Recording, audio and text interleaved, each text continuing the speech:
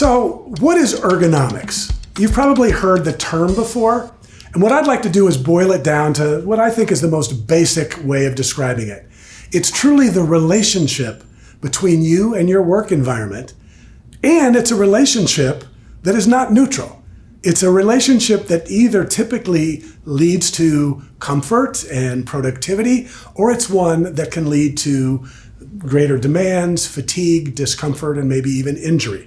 And what we're going to talk about are the things that actually contribute to that environment. Here's the beauty about it. There's no walking away from it. Ergonomics is in your world. The factors of posture, force, and repetition are present all day long. And what I'd like to do is just briefly describe each one of those and the role that they play on your body. All right? So the first one is posture. And posture to me is kind of like king because it really dictates what happens after that. Your body is designed to work in what are called neutral postures. And what that means is, where is the body able to call on the greatest amount of force with the least amount of work, with the greatest, ability to perform? Or where is the body when it's outside of that power position, and what are the demands that are associated with that? So when you think of a neutral posture, one of the best ways I can describe it, if you've ever seen an astronaut floating in space, the body tends to float into positions that are fairly natural, right? And if you looked at it, a lot of times they look like you could take them from floating in space and put them down in a workstation at a desk, and they'd be sitting in great posture, right? The head is over the shoulders are relaxed at the side, there's a little bit of a bend in the elbows, the knees are up a little bit, but the angle between the upper body and the lower body is what we call open, or 90 degrees or greater. It's actually a really nice posture. Here's the issue I want you to think about with posture. Anything that you do during your day that moves you away from those postures is increasing the demands. And when I say increase the demands, it actually means the muscles have to work harder, the forces that are generated are greater. They might be minimal, but it may be something that you're doing for days and weeks and years and decades, and over time that starts to build up. In this particular video, we're not talking about fixing it. What I want you to do is recognize it. The postures that you're in make a difference. So let's talk about that difference. Let's talk about force. Postures dictate force, or the ability to generate force. In one of the lifting videos, I talk about the fact that if you have a load at arm's reach, it is significantly heavier than if you can keep it close to your body. Well, what is this change? This is a change in posture. Have you ever gotten those knots in between your shoulder blades? Well, guess what? People spend much of their day with their bowling ball hanging out in front of their center of gravity. The muscles back here are spending the day to try to keep your head from falling all the way over. And what happens? That posture increases the demands. Try something for me. Take a couple of fingers, take your opposite hand, grab those fingers as tightly as you possibly can. And what you're going to see is that you pretty much lined up your hand and your wrist and your forearm into the power position. You did it without knowing that that's what that position was, but it's where you could generate the most force with the least effort.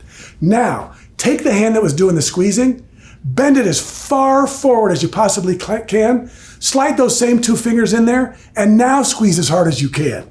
Not only can you not generate force, it hurts. Okay, well, welcome to my company. You work in the finger squeezing department. Do you want to spend your day working in this posture, or would you like to be a little bit more in a neutral or a power posture? That's the way the body is designed.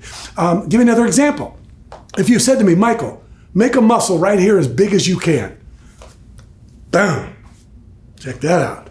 Right? That's not impressive. That's not how you make a muscle. Now, here's the thing. In that posture, if I was trying to hold something, it would be awful. Now, this, although it's not terribly impressive, is certainly stronger than it was in this posture. And what I want you thinking about relative to posture and the forces that are generated because of it is to notice it.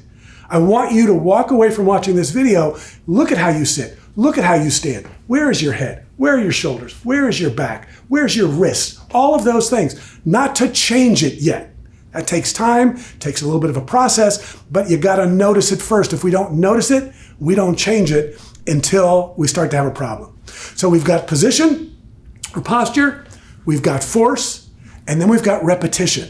And repetition is the multiplier. It's the one that takes the demands of the position we're in and the forces that are generated, and then it starts doing them over and over again. And particularly if you have high repetition jobs, being in positions that are neutral, that are powerful, are huge. If I'm a baseball pitcher, a lot of the coaches are just working with what form are you using to throw that ball that's going to make sure that your shoulder lasts for as long as it possibly can, because we're spending a lot of money on you. Look at the jobs that you do. Look at the positions that you at least think it's inviting you into. See if there are some other choices, and we'll talk more about that in another video.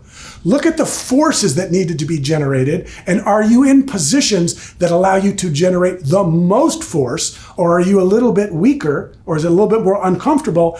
And then look at the repetitions that you're doing. In many instances, repetition is the hardest one to address because it's the nature of the job. And when you've got a high repetition job, you definitely want to looking at the positions that you're in, the forces that are generated, so that you are able to do that job in a high number of repetitions in a way that's going to allow you to continue to stay safe. So again, in another video, we're going to be looking at some problem solving.